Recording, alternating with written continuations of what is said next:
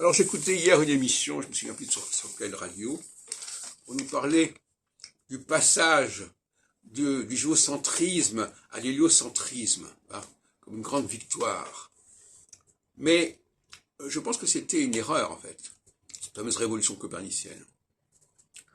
Parce que le géocentrisme n'a pas dit son dernier mot, tout comme le créationnisme n'a pas dit son dernier mot. Alors on met ça, on dit voilà, géocentrisme, créationnisme, c'est du passé, c'est plus d'actualité.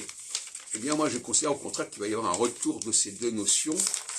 On va comprendre que la création du monde, au sens de notre humanité, est quelque chose qui est très tardif finalement, mais qui correspond à quelque chose qui s'est rajouté à la création de l'univers.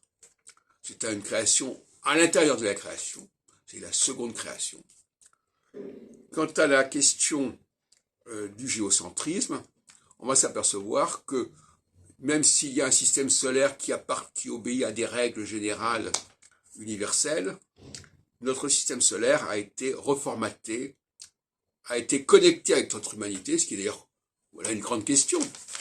Il peut paraître un peu bizarre, mais un système solaire qui est connecté avec le vivant, où il y a une alliance entre le minéral et le vivant, c'est pas banal. Alors évidemment, quand on étudie de loin ces phénomènes, on passe à côté de ce questionnement.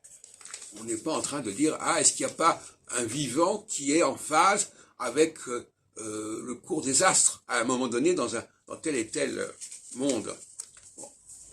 Donc, de la même façon que, autre point aveugle, donc le vivant serait un point aveugle dans l'étude des systèmes planétaires, et l'oralité est un point aveugle dans l'étude des langues, parce que c'est bien gentil d'avoir accès à des langues écrites, mais comment les prononçait-on? Comment doit-on les prononcer?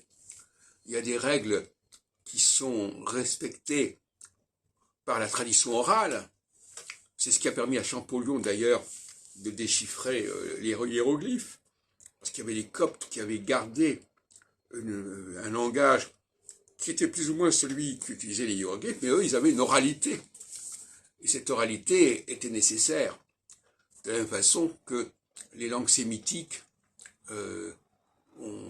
n'écrivent que les consonnes, c'est-à-dire les éléments féminins, et il y a un secret des voyelles en quelque sorte. Ce qui pose d'ailleurs le problème de la prononciation du tétragramme.